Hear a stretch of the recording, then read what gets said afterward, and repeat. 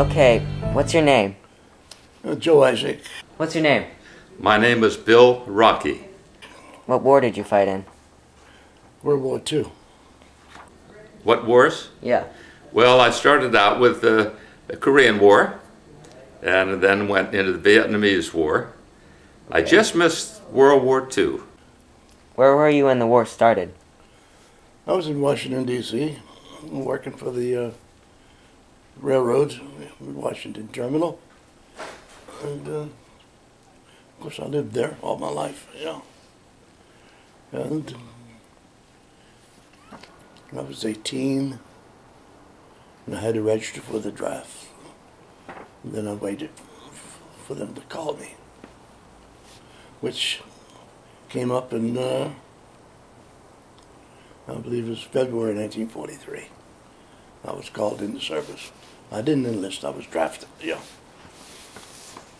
I was in boot camp, Parris Island, and just as I was about to graduate from Parris Island to become a real Marine, the Japanese were bombed with H-bomb. So I did not see combat in World War II. By the way, I should say that my father was a Marine, my mother was a Marine in World War I.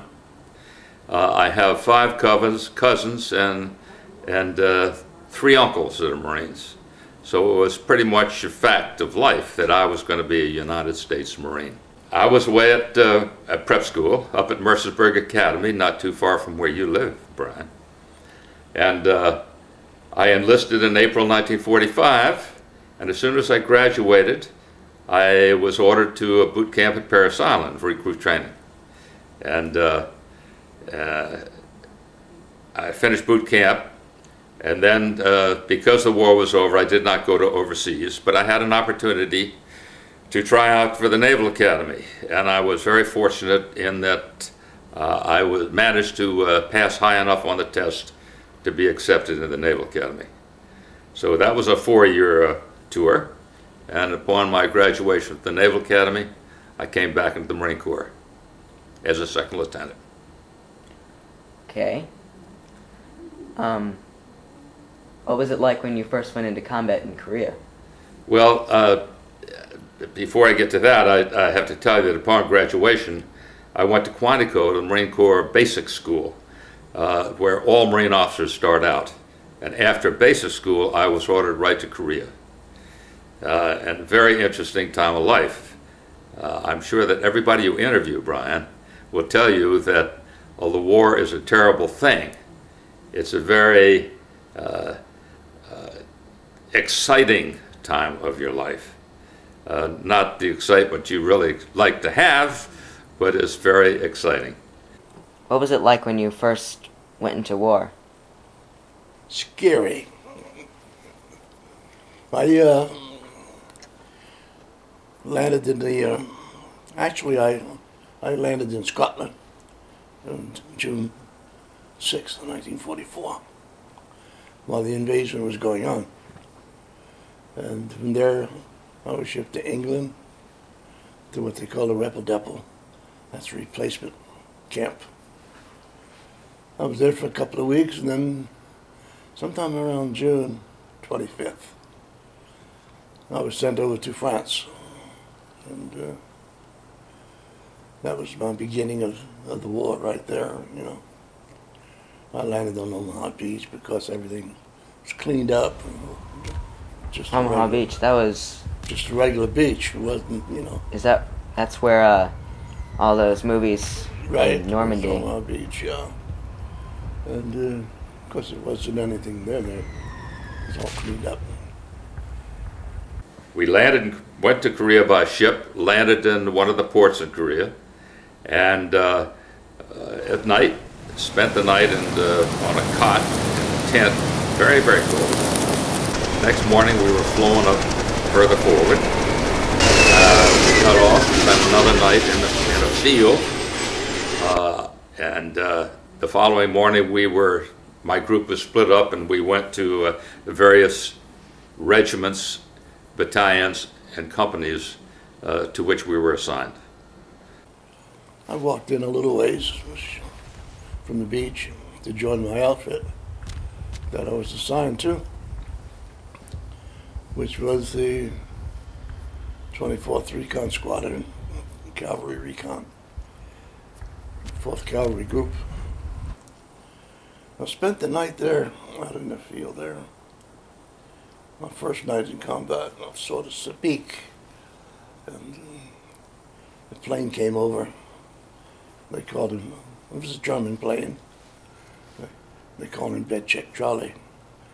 He seems he flies over every night and drops one bomb, then goes back. Well, I was sleeping up on a hill there by myself by the road when that bomb came down, but it wasn't anywhere near where I was. But it was scary. Yeah. I joined one of the units in the 1st Marines, 1st Marine Regiment, and they were in what we call reserve. In other words, they were not right on the front lines. They were a little behind the front lines, and people didn't have to worry about normally coming under attack. So you could get a break. And I joined my unit, and I was made platoon leader of a light machine gun platoon. 2 officers and 56 men. Well, because of the Marines had been fighting, we didn't have 2 officers. So I was the unit commander of that unit. And when we started, we were generally doing patrolling because we were in reserve in the rear area. And so we patrolled the rear area to make sure that the enemy had not managed to infiltrate. I was assigned to the 3rd Platoon of 24th Cavalry, Recons, you know. And from there, well, we stayed there about a day. The big battle of St. Lo was being fought, and we couldn't break out of it. The United States or the countries couldn't break out of St. Lo. The Germans were pretty strong there. So I think about 2 days later, the sky was just full of B-17s, bombers. And they bombed St. Lo, and by that time, everybody was ready to go. We were mounted, so, you know, when I say mounted, I rode the whole war. I didn't walk. I was reconnaissance and mostly road reconnaissance. Our first mission was a hill, which is frequently is in wartime, and we were moving up in single column. I was in a rifle company, about 220 men. And because the ridge lines were so narrow that you could only have about 4 men in the attack moving up the ridge line. As you can imagine, it would be very difficult because the enemy is entrenched waiting for anybody to come up that ridge line.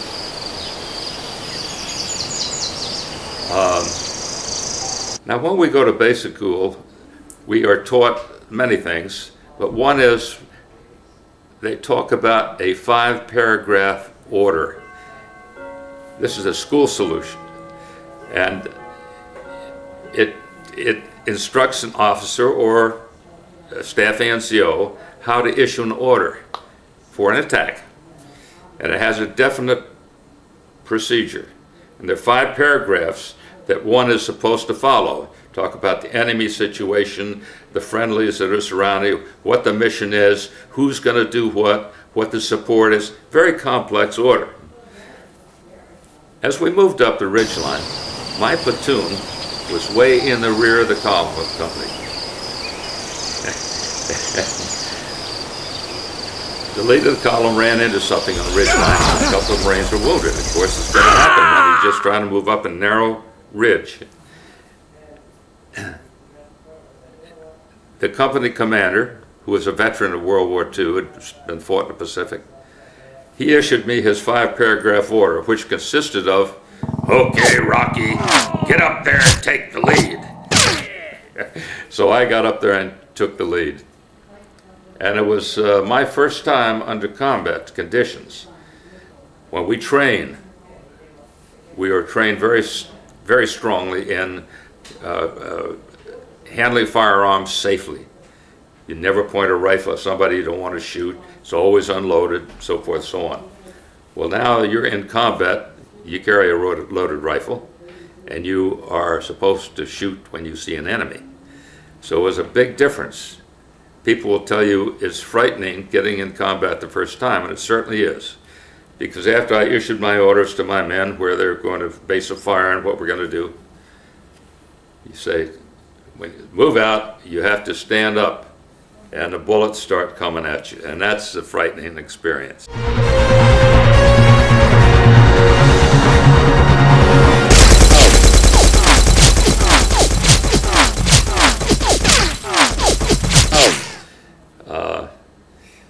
I mean, I can tell you sea stories, Brian. That's where I first had my first firefight. Firefight is something, is called that. It's where you fight with rifle fire, machine gun fire. It's called a firefight. And I was leading my men up a ridge, and I was moving by what they call bounds. You get up, run a few yards and drop to the ground. Some of the other men follow up, run, drop to the ground. That's the way you progress. And I ran up and dropped to the ground, and just as I hit the ground, I was fired on by what we called a burp gun. There were two enemy soldiers up there firing at me with the automatic weapons. And they threw two concussion grenades that left me, don't know what I was doing. And unfortunately got away, but when I checked, I had a rifle bullet, grazed my helmet, shot off my chin strap. But I was not touched. So I could give you many, many sea stories, Brian. Probably bore you speechless, but that was my introduction to combat. Hand grenades flying around, and made out okay. Some of my men were hit, but I was not hit. And we were assigned a mission to go check this farmhouse up on a hill as an observation post for the enemy, you know. So we all went up there. And the platoon circled the house around there. I walked into the house, and there the farmer and his wife and a kid were standing there. I wasn't sure whether the enemy was upstairs, you know, where they could see out and observe what was going on. So anyhow, I was getting ready to go up the steps to check it out. The lieutenant heard something. He was outside. They heard a tank coming. They knew it wasn't one of ours. So, not having anything to fight a Tiger tank with, we decided to pull out. So they called everybody to mount up. Let's get out of here. So we did. And we were going down this road. It was kind of a hill. We lickety split as fast as we could go. There were 6 jeeps and 3 armored cars, all zigzag like this. And the tank came up over the hill and started shooting. 88 millimeter. And I kept ducking. I don't know why, when the hell thing went through. I kept ducking my head down every time I fired one. And pretty soon, just as we got to the curve in the road where they couldn't see us, the Jeep behind me got hit with a shot. All 3 guys in there lost their legs, one a leg or so. And we got around the corner, and the tank withdrew and went someplace else. And that was my baptismal fire, you know. Exciting, oh yeah. The heart going a mile a minute. But that was the first one. Korea was a lot of fighting way up in the mountains, very cold in the winter. When you fight in the mountains, you have to carry all your gear on your back, your food, your ammunition, your water, your pack, all of that you carry. And it probably, we were carrying about 70 pounds. And going all day up and down mountainsides, and war has to be fought by young men because it's very, very energy, a lot of energy required. The Korean War was, the Vietnamese War was a little bit different. We were not in the mountains. Vietnam in general was quite flat. A lot of rice paddies, visibility was good. Unless you're in the bamboo thicket. There was room enough to maneuver when you attacked. You didn't have to go through a ridge line. Everything was flat. But being flat made it very difficult because the enemy who you were trying to attack could see you across the rice paddies a long way. We were not permitted in the Vietnamese War to do what we should do in an attack, which is you fire on the objective with artillery, mortars, heavy weapons, so that you can move up and attack the enemy in that position. We could not do that in Vietnam. We could not fire first because we were instructed that we'd take every effort not to injure civilians.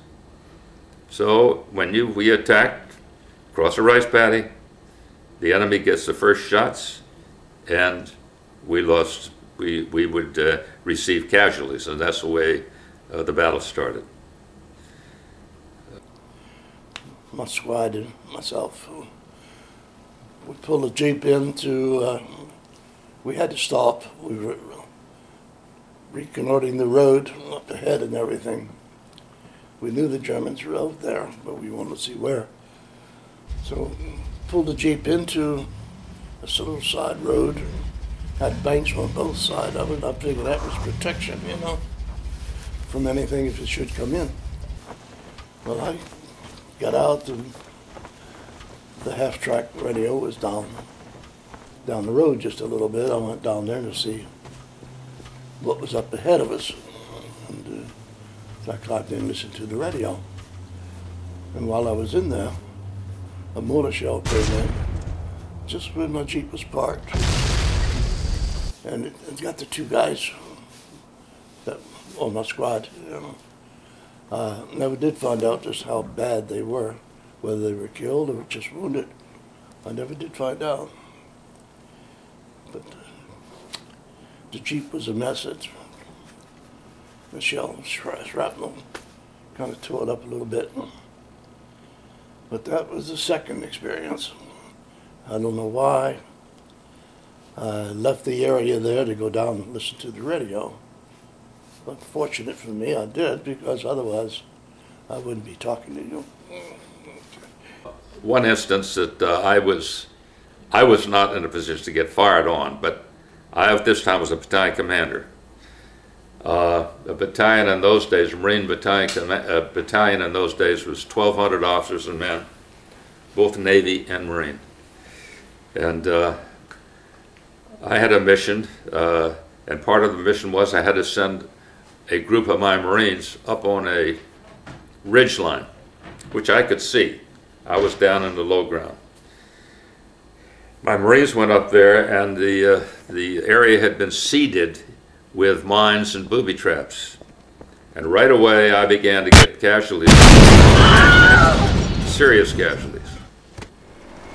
And we called in Marine helicopters to evacuate casualties. Well, the helicopter didn't want to land in this area simply because he didn't want to set off a booby trap or a mine and destroy his airplane. So what this plane did, these pilots are marvelous. He backed his helicopter up to the edge of the point of the ridge line where it dropped off. He backed his helicopter up put the rear ramp down and hovered within a foot of the ground, and the Marines simply walked across on the ramp onto the evacuation helicopter. Our pilots are tremendous, very courageous. They would, if we had a casualty we could call for an evacuation helicopter, these Marine pilots come in, pitch black. If it's overcast, and there was no moon, if it's rainy, you could not see your hand literally in front of your face. You could go like this, you would not be able to see your hand. And yet those pilots would come in on instruments, and they would come down and find the ground. How they did it, I don't know, to get those casualties, not knowing if their plane was going to be shot out from under them. And even when they are fired upon, they will continue the mission to get those wounded men out. Marvelous. I've seen that many, many times. Of course, there's acts of courage all over the battlefield, in any war, in any army. But they make you very, very proud to be a Marine, and very proud of your unit. We were always doing reconnaissance work on the roads. The main body would go over here, and they'd send us up along the flanks to make sure the roads are clear and nobody was up there as the main body had advanced. Well, we got to a certain place, and there was a bridge there that they wanted to check out. So we pulled over, and the sergeant and his squad wanted to check out the bridge. It looked like it was sort of covered with leaves. It was in the fall, you know. The first thing you know, boom, boom, explosions.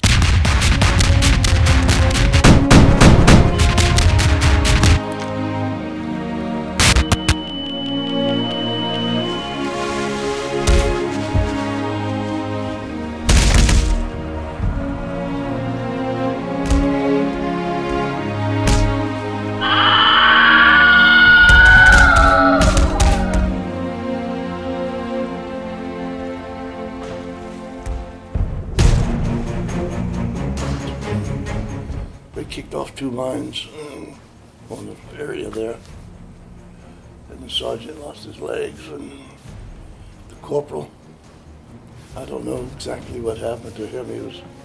He was laying in a ditch and crying for his mother, saying there's something wrong with my eyes, something wrong with my eyes. That was real sad. So there we lost 2 men there. Yeah. Mm-hmm. We were actually down to,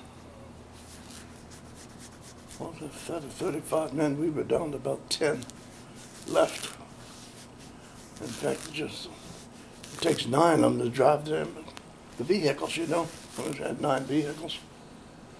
And had one guy that had never drove before to drive a Jeep back to recuperate or whatever, get reinforced.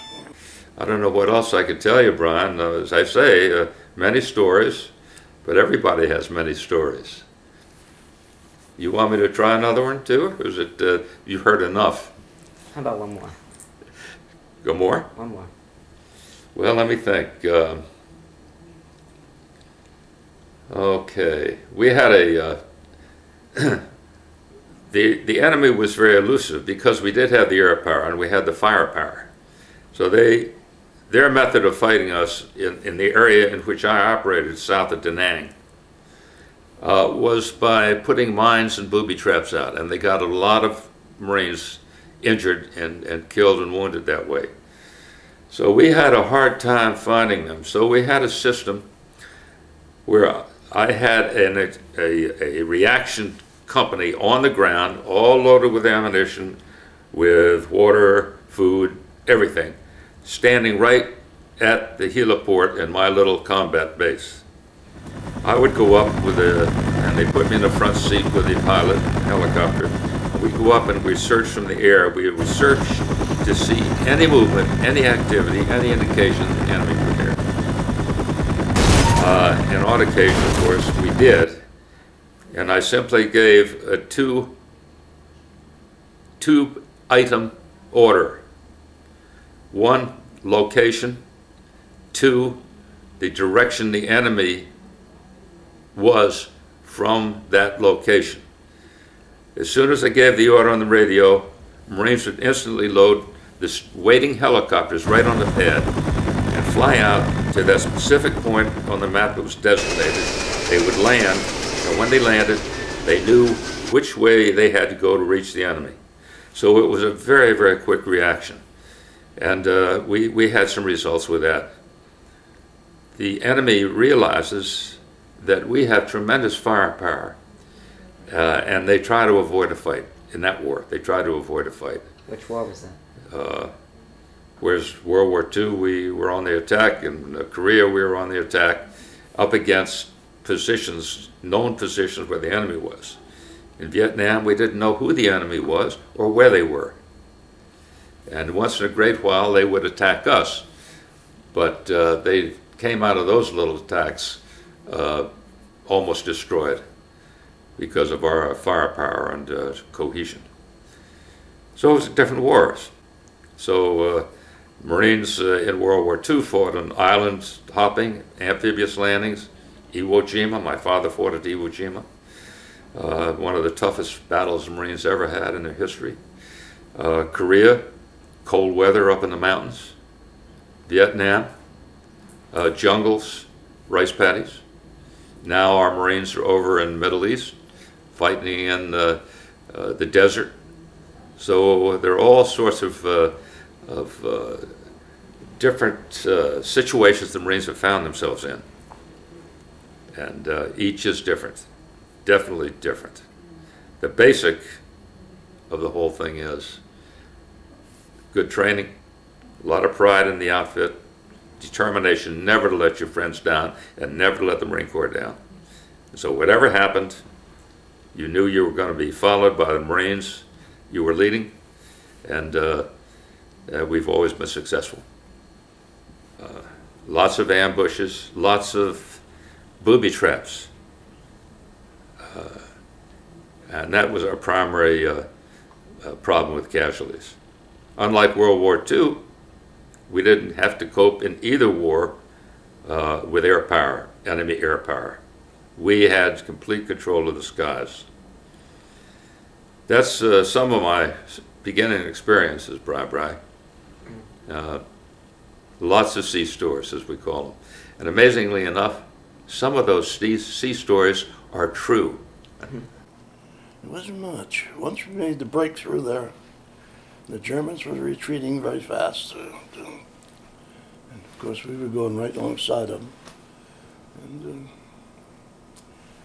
I guess we got behind Patton's tanks one night. Nobody knew where we were. We didn't know where we were. And gas was getting low because we just kept on going.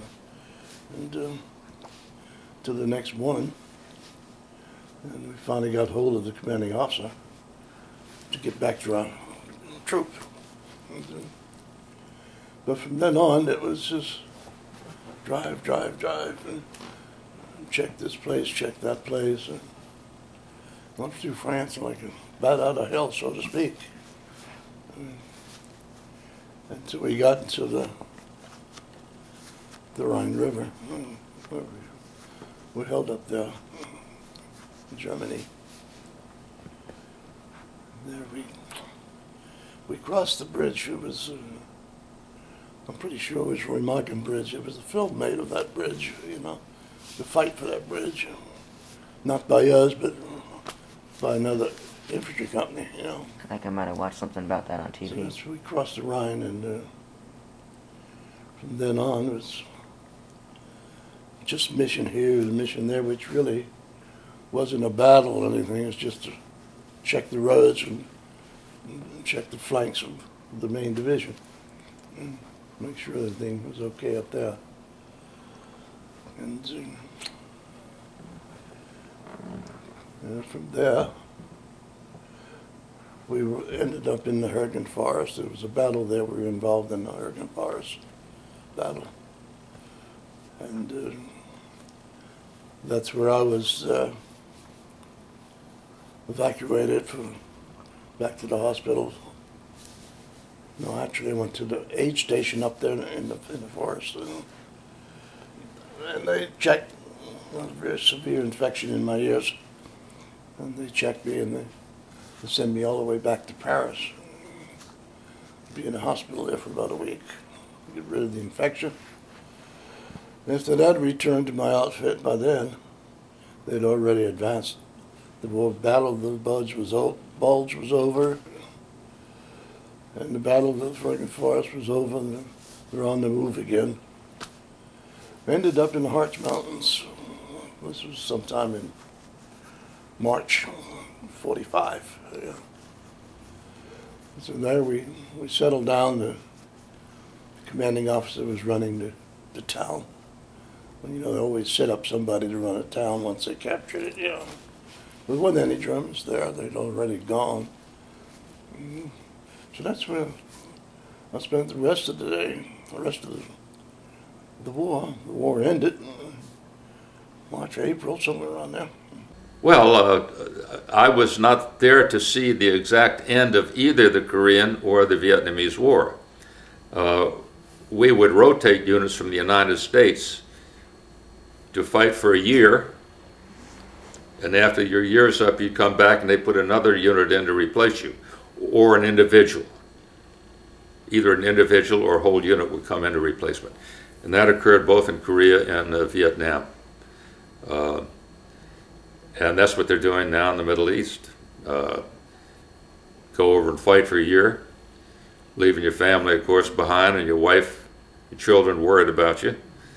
And at the end of your year, about a year, you would be rotated home for another 2 or 3 years tour at home. Then you go back overseas. After that, I was transferred to Heidelberg, Germany, where I joined a company that drive the CIA people. They were investigating war crimes and then drove them around. So I spent a little time in Heidelberg doing that. And about 6 months, sometime around February 1946, I was on my way home, you know. That's about it. There's a lot of things in between what I was telling you, but you can't tell everything, you know. It'd take forever. Besides, I can't remember everything. I do remember one thing in particular. Aluminum canteen cup, you know, you probably saw those in the movies. Every little town that we were the first ones in, I took my knife and carved the name of that town in, and I had umpteen names around, all the way around that canteen cup. But I lost it. Somehow, I don't know how,